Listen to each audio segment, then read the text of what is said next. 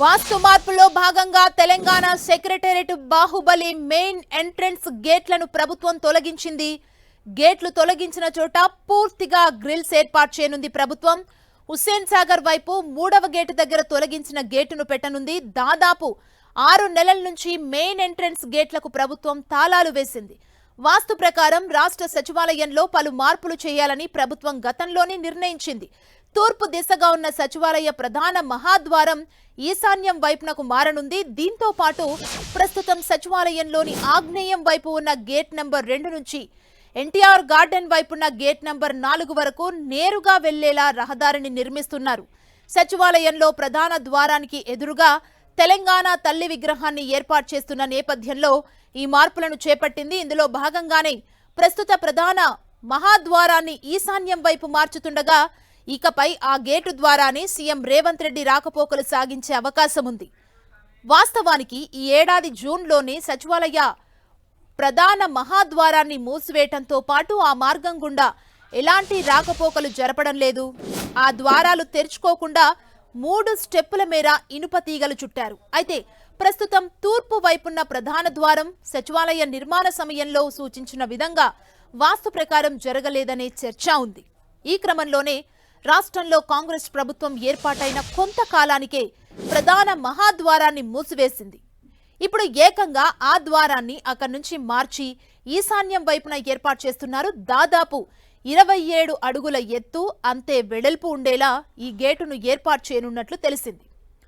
ప్రధాన మహాద్వారం మార్పు 2వ గేటు నుంచి 4వ గేటు వరకు నిర్మించే రహదారి నిర్మాణ పనులకు ఇప్పటికే టెండర్లు ఆహ్వానించింది ప్రభుత్వం. దాదాపు 3.20 కోట్లతో చేపడుతున్నారు. వాస్తు మార్పుల నేపథ్యంలో సచివాలయానికి ముఖ్యమంత్రి వచ్చి వెళ్లే మార్గం మారనుంది.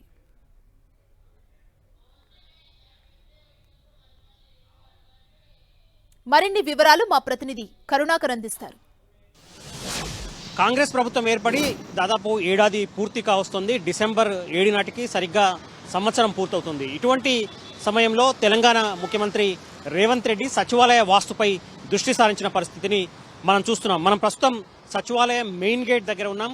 గత బీఆర్ఎస్ ప్రభుత్వ హయాంలో ముఖ్యమంత్రిగా పనిచేసిన సచివాలయం యొక్క ప్రధానమైన గేటు ద్వారానే కేసీఆర్ రాకపోకలు సాగించారు. ఆ తర్వాత బీఆర్ఎస్ పార్టీ ఓడిపోయి కాంగ్రెస్ పార్టీ అధికారంలోకి వచ్చిన తర్వాత ముఖ్యమంత్రిగా పదవీ బాధ్యతలు చేపట్టిన సీఎంగా రేవంత్ రెడ్డి కూడా ఇదే గేటు గుంట రాకపోకలు సాగించేవారు. ఆ తర్వాత 6 నెలల క్రితం ఈ గేట్ను హఠాత్తుగా మూసేయడం జరిగింది. అంటే ఈ గేట్లకు వైర్లు చుట్టి తాత్కాలికంగా మూసేశారు. ముఖ్యమంత్రి Revanth Reddy north east gate గుంట రాకపోకలు సాగించేవారు.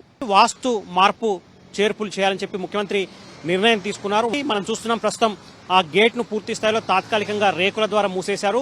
ఇక పూర్తి స్థాయిలో సచివాలయం చుట్టూ ఏ విధంగా అయితే గ్రిల్స్ ఉన్నాయో పూర్తి స్థాయిలో అదే విధంగా గ్రిల్స్ ఏర్పాటు చేసే పరిస్థితి ఉంది. ఈశాన్యం వైపు ఒక గేట్ను పెట్టాలని చెప్పి ప్రభుత్వం నిర్ణయించింది. ఈశాన్యం వైపు గేట్ పెట్టేందుకు కూడా పూర్తి స్థాయిలో కసరత్తు చేస్తున్న పరిస్థితిని మనం చూస్తున్నాం. ఎందుకంటే సాధారణంగా ముఖ్యమంత్రి ఈ గేట్ గుంటానే రాకపోకలు సాగించేవారు. అంతకుముందు కేసీఆర్ కావచ్చు, ఆ తర్వాత 6 నెలల క్రితం వరకు ముఖ్యమంత్రి రేవంత్ రెడ్డి కానీ ఈ గేట్ గుంటానే రాకపోకలు సాగించారు. కానీ వాస్తు మార్పు ముఖ్యమంత్రి రేవంత్ రెడ్డికి వాస్తులో మార్పు చేయాలని చెప్పి పండితులు సూచించిన మేరకు ఈ గేట్ను శాశ్వతంగా క్లోజ్ చేస్తున్నారు. మనం ప్రస్తుతం ఏ గేట్ గుంటా మళ్ళీ ముఖ్యమంత్రి రాకపోకలు సాగిస్తారో అది కూడా తెలుసుకునే ప్రయత్నం చేద్దాం.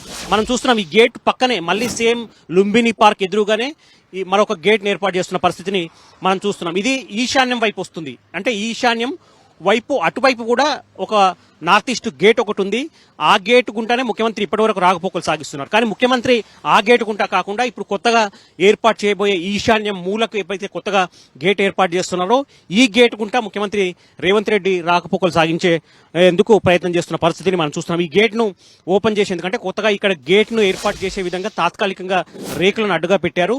లోపల ఇంకా గేట్లు బిగించేందుకు గేట్లు ఏర్పాటు చేసేందుకు పూర్తి స్థాయిలో అధికారులు చర్యలు తీసుకుంటున్న పరిస్థితిని మనం చూస్తున్నాం. ముందు నుంచి కూడా ముఖ్యమంత్రి రేవంత్ రెడ్డికి వాస్తు పట్ల కొంత నమ్మకం ఎక్కువని చెప్పవచ్చు. ఎందుకంటే జూబ్లీహిల్స్లో ఎన్నికలకు ముందు జూబ్లీహిల్స్లో ఆయన నివాసానికి వాస్తు మార్పులు చేర్పులు చేసిన పరిస్థితి, ఆ తర్వాత ఆయన పీసీసీ చీఫ్గా పదవీ బాధ్యతలు చేపట్టక ముందు గాంధీ భవన్లో కూడా ఆయన వాస్తు మార్పులు చేసిన పరిస్థితి మనం చూస్తున్నాం. అంటే సచివాలయం మహాద్వారానికి ఎదురుగా తెలంగాణ తల్లి విగ్రహానికి సంబంధించిన ఏర్పాట్లు కూడా జరుగుతున్నాయి. డిసెంబర్ 9న ఈ విగ్రహాన్ని పూర్తి స్థాయిలో ఆవిష్కరించేందుకు అధికారులు ఏర్పాట్లు చేస్తున్న పరిస్థితిని మనం చూస్తున్నాం. కాబట్టి పూర్తి స్థాయిలో సచివాలయంలో గేట్లు అంటే సచివాలయం లోపలికి ఎటు నుంచి ప్రవేశించాలి, సచివాలయం బయటికి ఎటు నుంచి వెళ్ళిపోవాలి అన్న దానిపై ముఖ్యమంత్రి దృష్టి సారించారు.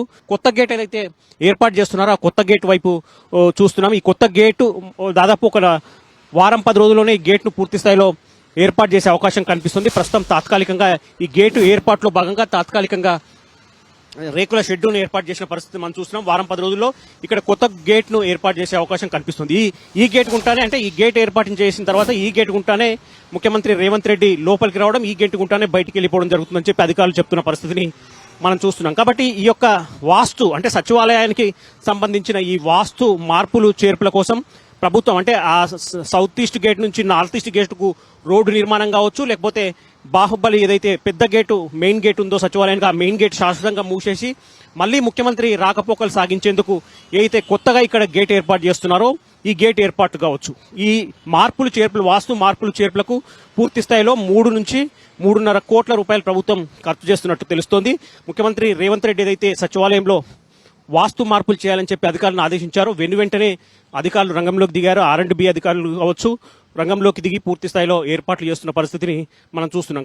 సచివాలయంలో 6వ ఫ్లోర్లో 6th ఫ్లోర్లో ముఖ్యమంత్రి రేవంత్ రెడ్డి కార్యాలయం ఉంది. ఆ కార్యాలయాన్ని కూడా ఇంకా పైకి తీసుకెళ్లాలని చెప్పి ముఖ్యమంత్రి నిర్ణయించినట్టు తెలుస్తోంది. కొత్త సంవత్సరంలో పూర్తి స్థాయిలో ముఖ్యమంత్రి వాస్తు అనుగుణంగా సచివాలయాన్ని తయారు చేసి పరిపాలనలో మరింత వేగం పెంచాలని చెప్పి ఆయన భావిస్తున్నట్టు తెలుస్తుంది. మరి ఏ మేరకు ముఖ్యమంత్రి పండితులు సూచించిన మేరకు ఈ వాస్తు మార్పులు చేర్పులు చేసిన తర్వాత ఏ మేరకు ముఖ్యమంత్రి రేవంత్ రెడ్డి కలిసి వస్తుంది, ఏ మేరకు తెలంగాణ ప్రభుత్వం ఇంకా కొత్త పథకాలతో కొత్త అభివృద్ధి కార్యక్రమాలతో ప్రజల్లోకి వెళ్తుంది అన్నది వేచి చూడాల్సిన పరిస్థితి. కెమెరా పర్సన్ ధనుంజయ్తో కరుణాకర్, 10 టీవీ.